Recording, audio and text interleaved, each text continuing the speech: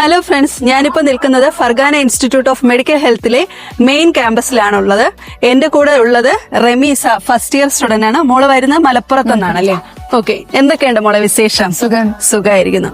മോളെ എന്തുകൊണ്ടാണ് നമ്മുടെ ഈ ഫർഗാന ചൂസ് ചെയ്തത്? ഒരൊട്ട നീറ്റ് റിപ്പീറ്റ് ചെയ്തതായിരുന്നു, പക്ഷെ എക്സ്പെക്ട് ചെയ്ത അത്ര മാർക്ക് സ്കോർ ചെയ്യാൻ പറ്റിയിട്ടില്ല. പിന്നെ എന്ത് ചെയ്യുന്ന ഒരുപാട് ചിന്തിച്ചു. പിന്നെ നാട്ടിൽ ഒരുപാട് കോളേജസ് ഒക്കെ നോക്കിയായിരുന്നു, പക്ഷെ അത്ര അഫോർഡബിൾ അല്ല. പിന്നെയാണ് വിക എഡ്യൂക്കേഷന്റെ വീഡിയോ കാണുന്നത്.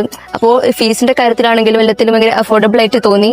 എങ്ങനെയാണ് നമ്മുടെ കോളേജ് ലൈഫ് എങ്ങനെ പോകുന്നുണ്ട്? എക്സ്പെക്ട് ചെയ്ത രീതിയിൽ കോളേജ് ലൈഫ് പോകുന്നുണ്ടോ, അതോ അതിന് മേളിലാണോ കോളേജ് ലൈഫ് പോകുന്നത്? കോളേജൊക്കെ നല്ല രീതിയിലാണ് പോകുന്നത്. നമുക്ക് മലയാളി ഫാക്കൽറ്റീസും ഉണ്ട്. ഇപ്പോ രോഹിത് സാറ് അനാട്ടമി എടുക്കുന്നത്, നമുക്ക് എന്ത് ഡൗട്ട് ഉണ്ടെങ്കിലും ചോദിക്കാനാണെങ്കിൽ. അതുപോലെ നിയമത് സാറും ഉണ്ട്, അവരൊക്കെയാണ് അനാട്ടമി എടുക്കുന്നത്. എന്ത് പ്രോബ്ലം നിങ്ങൾക്ക് കോളേജിൽ വന്നാലും നിങ്ങൾക്ക് പറയാൻ ഈസി ആയിട്ട് പോയി ആരടുത്ത് വേണോ പറയാനുള്ളത് കൊണ്ട് നിങ്ങൾക്ക് ഭയങ്കര കംഫർട്ടബിൾ ആയി. എപ്പോ വേണമെങ്കിലും വിളിക്കാം, എന്ത് പ്രശ്നം ഉണ്ടെങ്കിലും സാറിനോട് പറയാം. എല്ലാത്തിനും ഭയങ്കര സപ്പോർട്ടീവ് ആണ്.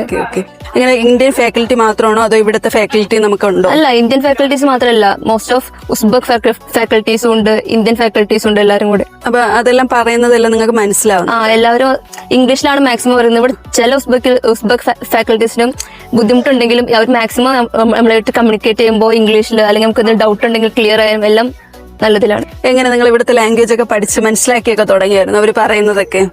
അത് ഇങ്ങനെ മാർക്കറ്റിലാണെങ്കിലും അങ്ങനെ ഓരോന്നും പോകുമ്പോൾ അവിടുത്തെ ഓരോ ആൾക്കാരായിട്ട് സംസാരിച്ചിട്ടും അവര് നമ്മളായിട്ടുള്ള ഒരു ഇന്ററാക്ഷനും അങ്ങനെയൊക്കെ ആകുമ്പോൾ മെല്ലെ മെല്ലെ ഇവിടുത്തെ ലാംഗ്വേജസും ഇമ്പ്രൂവ് ആയിട്ട് വരുന്നുണ്ട്. അപ്പൊ പഠിക്കാൻ പറ്റുന്നുണ്ട്.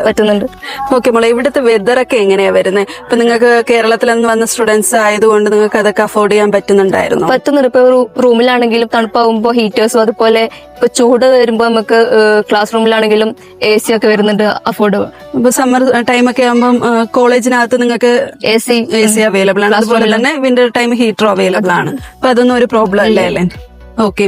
പിന്നെ ഫുഡിന്റെ കാര്യമൊക്കെ എങ്ങനെയാ മോളെ? ലോക്കൽ ഫുഡൊക്കെ നിങ്ങൾ ടേസ്റ്റ് ചെയ്തൊക്കെ നോക്കിയായിരുന്നു ഇവിടുത്തെ? മോസ്റ്റ് ഓഫ് ഫുഡും ഞങ്ങൾ ഇവിടുന്ന് ടേസ്റ്റ് ചെയ്ത് നോക്കിയിട്ടുണ്ട്. കുറയുന്നതാണോ നിങ്ങൾക്ക്? കുറെയൊക്കെ നമുക്ക് കഴിക്കാൻ പറ്റുന്നതാണ്. പിന്നെ ചില ഫുഡ് ഇവിടുത്തെ രീതിയിൽ അത് കഴിച്ചിട്ട് ശരിയാവില്ല.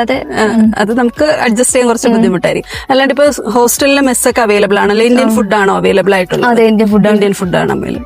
അപ്പൊ മൊത്തത്തിൽ എന്താണ് ഫർഗാനെ കുറിച്ച് പറയാനുള്ളത്? ഒരു സ്റ്റുഡന്റ് ഇപ്പൊ കേരളത്തിൽ നിന്ന് വരികയാണ്, അപ്പൊ നിങ്ങൾക്ക് എന്താണ് അവരുടെ അടുത്ത് പറയാനുള്ളത്? ഇപ്പോ അബ്രോഡ് ചൂസ് ചെയ്യുന്ന ഒരാൾക്ക് ഇങ്ങനെ ഫർഗാന ചൂസ് ചെയ്യുന്ന ഒരു ബെറ്റർ ഓപ്ഷൻ ആയിട്ടാണ് പറയുന്നത്. ഇപ്പൊ എല്ലാം കൊണ്ടും 100% നിങ്ങൾ ഓക്കെയാണ്. അപ്പൊ മോളെ നല്ലൊരു ലൈഫ് കിട്ടട്ടെ എന്ന് ആശംസിക്കുന്നു. ഇപ്പൊ ഫർഗാനയിൽ ആർക്കെങ്കിലും അഡ്മിഷൻ എടുക്കാൻ താല്പര്യമുണ്ടെങ്കിൽ സ്ക്രീനിൽ കാണുന്ന നമ്പറിലേക്ക് കോൺടാക്ട് ചെയ്യാം.